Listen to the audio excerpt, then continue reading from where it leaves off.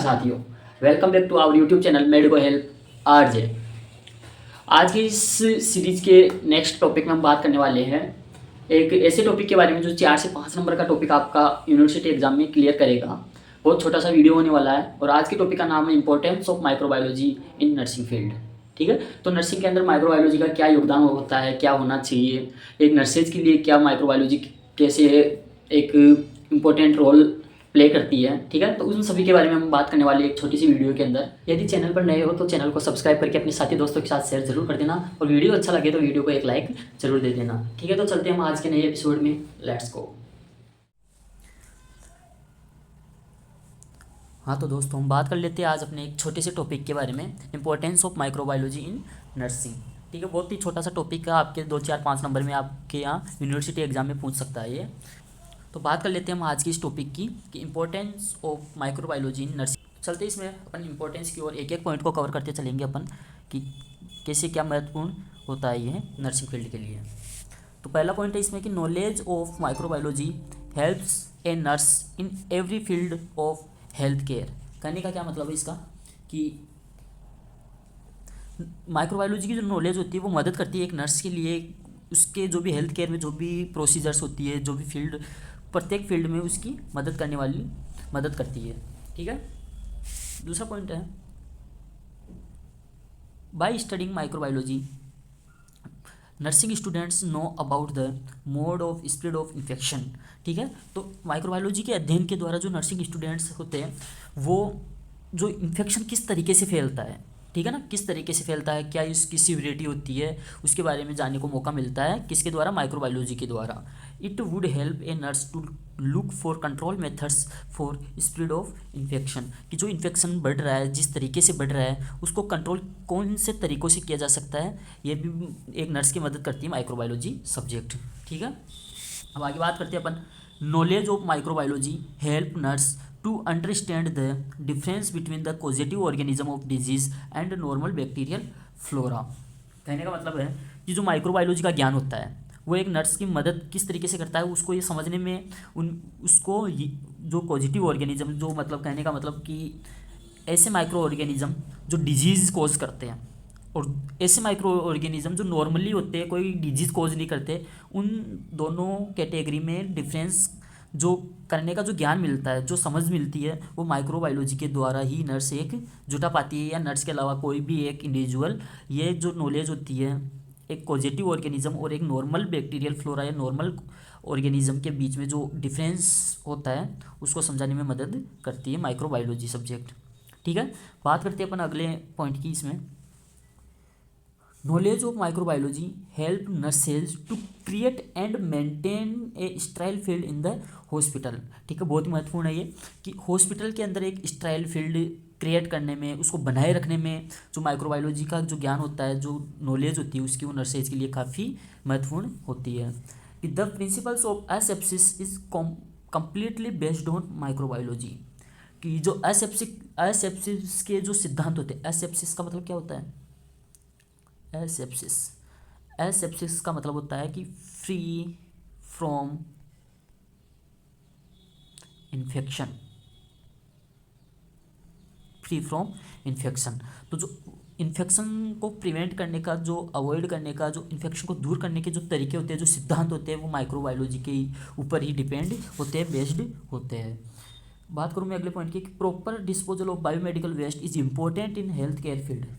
आपने देखा होगा कि हॉस्पिटल में जो बायोमेडिकल वेस्ट है उसके मैनेजमेंट के लिए बहुत कड़े निर्देश दिए जाते हैं। ठीक है ना, तो बहुत इंपॉर्टेंट होता है उसका डिस्पोजेबल, कि कौन सा जो वेस्ट है किस प्रकार के कैटेगरी में बांटा जाएगा वहाँ पे। ठीक है ना, तो proper disposal of biomedical waste is important in health care field. Knowledge of microbiology helps in this field also. Microbiology की द्वारा ही अपन ये डिफाइन कर पाते हैं कि किस प्रकार से किसी वेस्ट को डिस्पोज करना है अपन को। ठीक है, अगले पॉइंट की बात करें अपन, microbiological knowledge helps to understand the importance of the proper collection of specimen to be sent for bacteriological examination to obtain accurate results. अब इसमें क्या कह रहा है ये कि जो अपन जो स्पेसिमेन कलेक्ट करते हैं अपन हॉस्पिटल्स में पेशेंट से, जिन्हें अपन लैब में जांच के लिए भेजा जाता है, ब्लड का सैंपल हो, यूरिन सैंपल हो, स्टूल सैंपल हो, या फिर स्पूटम सैंपल हो, या और किसी और प्रकार का स्पेसिमेन हो, ठीक है। तो एक प्रॉपर कलेक्शन ऑफ स्पेसिमेन, ठीक है ना, जो लैब में भेजा जाता है एग्जामिनेशन के लिए, एक्यूरेट रिजल्ट के लिए, जो माइक्रोबायोलॉजी का ज्ञान बहुत ही मददगार आपके लिए साबित हो सकता है या होता है। कहने का मतलब माइक्रोबायोलॉजी बहुत इंपॉर्टेंट रोल इसमें प्ले करती है, ठीक है। तो प्रॉपरली कलेक्ट करने के लिए स्पेसिमेन या अपना जो भी सैंपल वगैरह है, ठीक है। बात करें अपन आगे, nurses also plays important role in immunisation, ठीक है ना। इम्यूनिटी को डेवलप करने में जो ये वैक्सीन वगैरह लगाते हो या किसी भी प्रकार की इम्यूनाइजेशन का जो भी तरीका है, उसमें नर्सेज का बहुत बड़ा रोल होता है। तो nurses also plays important role in immunisation to control threat of various deadly disease, ठीक है ना।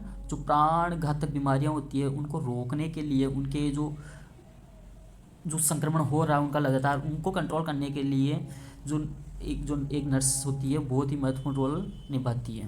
तो बैक्टीरिया, वायरस, प्रोटोजोआ, फंजाई, इनकी वजह से कुछ प्राणघातक बीमारियां होती है, उनको रोकने के लिए जो नर्सेज होती है वो इम्यूनाइजेशन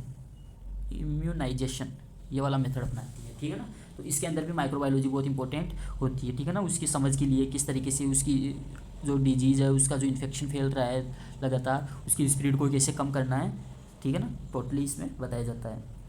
तो a nurse must have sound knowledge of sterilisation procedure.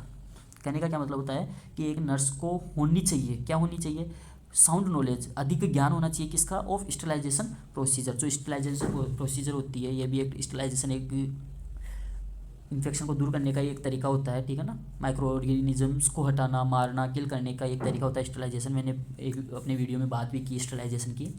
तो उस प्रोसीजर्स के लिए जो नर्स को एक अच्छा ज्ञान होना चाहिए, एक प्रॉपर ज्ञान होना चाहिए उसके बारे में, ठीक है ना, क्योंकि ये बहुत ज़रूरी होता है। नर्स ही एक हॉस्पिटल के इन्वायरमेंट को मैनेज करती है। तो in this microbiological knowledge is important, ठीक है। स्टरलाइजेशन प्रोसीजर के लिए भी माइक्रोबायोलॉजिकल नॉलेज बहुत इंपॉर्टेंट होती है। आगे देखो, nurses use concepts of microbiology to maintain hospital environment free of contamination and infection. देखो ये वही बात आ गई कि नर्सेज बहुत बड़ा रोल अदा करती है इसके अंदर हॉस्पिटल के इन्वायरमेंट को बनाए रखने के लिए, ठीक है ना।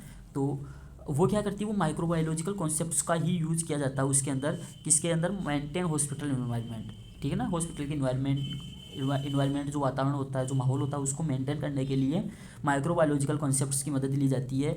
माइक्रोबायोलॉजी ही हमें बताती है किस तरीके से किस चीज़ को कहाँ तक सुरक्षित किया जाना है, ठीक है ना। और इन्वायरमेंट को किससे सुरक्षित रख, कंटामिनेशन एंड इन्फेक्शन से दूर रखने के लिए, ठीक है ना। तो बात करें अपन आगे अगले पॉइंट की, studying microbiology nursing students learn how to immune system resist less pathogenic microbes but require vaccination to resist more pathogenic types of microbial infection. अब ये लाइन क्या कहना चाह रही है, ये लाइन कहना चाह रही है कि जो नर्सिंग स्टूडेंट्स होते हैं वो माइक्रोबायोलॉजी के अध्ययन के द्वारा, ठीक है ना, अध्ययन के द्वारा ये सीखते हैं कि जो अपना इम्यून सिस्टम होता है वो लेस पैथोजेनिक माइक्रोब्स के प्रति किस प्रकार से रेजिस्ट करता है, लेकिन जो ज़्यादा पैथोजेनिक टाइप के माइक्रोबियल इन्फेक्शन होते हैं उसके लिए वैक्सीन की ज़रूरत पड़ती है, ठीक है ना, वैक्सीन लगानी पड़ती है। तो वो किस प्रकार से काम करती है, उसमें किस तरीके से वो बांटेगा, ठीक है ना, इन चीज़ों को। तो वो इन सब में भी मदद कौन करती है, इसकी माइक्रोबायोलॉजी ही उसकी मदद करती है कि nursing students learn how to immune system resist less pathogenic microbes, कि जो अपना इम्यून सिस्टम है वो जो लेस पैथोजेनिक माइक्रोब्स होते हैं उनके प्रति किस प्रकार से रजिस्ट करता है, लेकिन रिक्वायर वैक्सीनेशन की ज़रूरत पड़ती है, कब पड़ती है, resist more pathogenic type of microbial infection, जो मोर पैथोजेनिक होते हैं जो माइक्रोबियल इन्फेक्शन, उनसे रजिस्ट करने के लिए, उनसे उनके अवरोध के लिए, उनको रोकने के लिए वैक्सीनेशन की ज़रूरत होती है। बाकी छोटे मोटे जो पैथोजेनिक इन्फेक्शन होते हैं उनको अपना इम्यून सिस्टम मैनेज कर लेता है।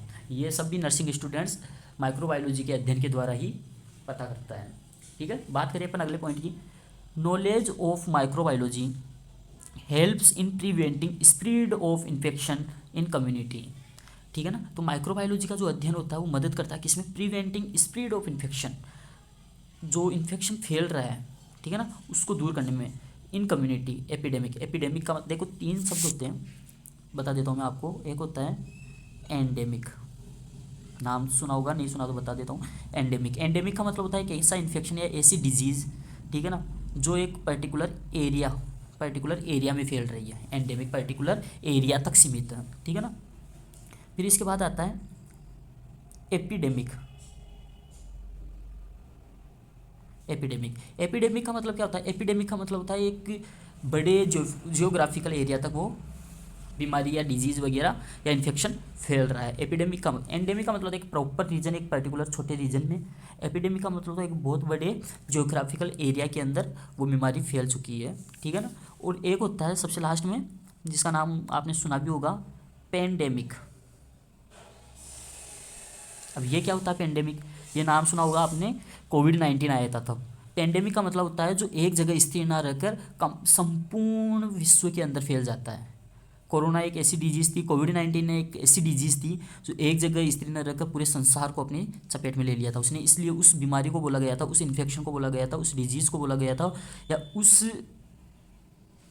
सिचुएशन को बोला गया था पेंडेमिक सिचुएशन, जो कंप्लीट वर्ल्ड को अपने चपेट में ले लिया था उसने, ठीक है ना। तो ये चीज़ याद रखना। तो knowledge of microbiology helps in preventing spread of infection epidemic in community. जो एपिडेमिक इन्फेक्शंस होते हैं कम्युनिटी के अंदर, उनको प्रिवेंट करने के लिए भी माइक्रोबायोलॉजी मदद करती है।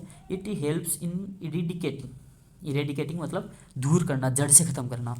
तो जड़ से ख़त्म करने में भी मदद करती है epidemic like rabies, small pox and other infectious disease, ठीक है ना। Rabies, small pox and other infectious disease को जड़ से ख़त्म करने में भी माइक्रोबायोलॉजी अपनी मदद कर सकती है। आगे बात करूँ मैं, दीज माइक्रोबायोलॉजी नॉलेज, ठीक है ना। माइक्रोबायोलॉजी जो नॉलेज होती है is helpful for professionals in variety of ways, ठीक है ना। Nursing professionals in variety of ways.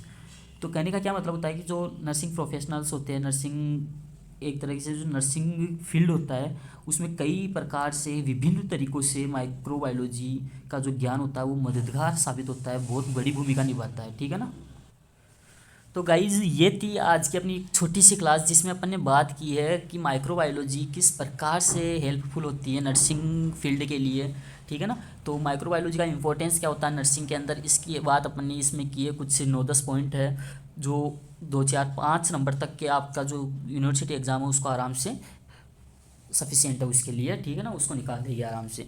तो ठीक है, हम बात करेंगे अपने अगले वीडियो में एक नई टॉपिक के साथ। लगातार इस सीरीज़ के साथ जुड़े रहिए, अपन टॉपिक्स वाइज इसमें बात करने वाले हैं, ठीक है ना। जो प्रीवियस ईयर्स में एग्ज़ाम में मतलब पूछे हुए क्वेश्चन है, ठीक है ना, या कुछ एग्ज़ाम की दृष्टि से इंपॉर्टेंट क्वेश्चन है उनको अपन इस सीरीज़ के अंदर कवर अप करने वाले हैं, ठीक है। ठीक है, जाने से पहले आप सभी से रिक्वेस्ट करना चाहूँगा मैं फिर से, यदि चैनल पर आप नए हो तो चैनल को सब्सक्राइब जरूर करके जाना, अपने साथी दोस्तों के साथ शेयर ज़रूर कर देना वीडियो को, ताकि उनको भी एग्ज़ाम की दृष्टि से, एग्ज़ाम टाइम आने वाला है, ठीक है ना, तो एग्ज़ाम के लिए कुछ अच्छे टॉपिक्स मिल जाए, ठीक है। तो शेयर अपने साथी दोस्तों के साथ ज़रूर कर देना। सब्सक्राइब की एक मांग उनसे भी रख देना, और आप स्वयं भी सब्सक्राइब कर लेना यदि चैनल पर पहली बार आए हो तो, और बेल आइकन को ज़रूर प्रेस कर लेना ताकि नोटिफिकेशन आपको जल्दी से जल्दी मिल जाए नई वीडियो का, ठीक है ना। चैनल का नाम आपको जैसे पता ही है, मेडिको हेल्प आरजे। आप टेलीग्राम पर भी हमें ज्वाइन कर सकते हो, वहाँ पर नोट्स में अवेलेबल करवाता रहता हूँ टाइम पे, हर एक टॉपिक्स के इंपॉर्टेंट्स क्वेश्चंस वगैरह के, या कोई भी अदर इन्फॉर्मेशन नर्सिंग से जुड़ी हुई है वो सब मैं यहाँ पे प्रोवाइड करवाता हूँ। उम्मीद करता हूँ आज का वीडियो आप सभी के लिए बहुत महत्वपूर्ण रहा होगा। ये वीडियो अच्छा लगा हो तो अपना एक लाइक जरूर छोड़ के जाना, अपने साथी दोस्तों के साथ शेयर जरूर कर देना, और जो भी फीडबैक आप देना चाहते हो वीडियो की रिगार्डिंग, ठीक है, वो ज़रूर छोड़ के जाना। और अगला वीडियो कौन से टॉपिक पर होना चाहिए यदि आप सजेशन दे सकते हो तो सजेशन आमंत्रित है, कमेंट में आप लिख सकते हो, ठीक है। तो मिलते हैं एक नए टॉपिक्स के साथ, एक नए एपिसोड में नई एनर्जी के साथ। तब तक के लिए आज्ञा दीजिए, नमस्कार।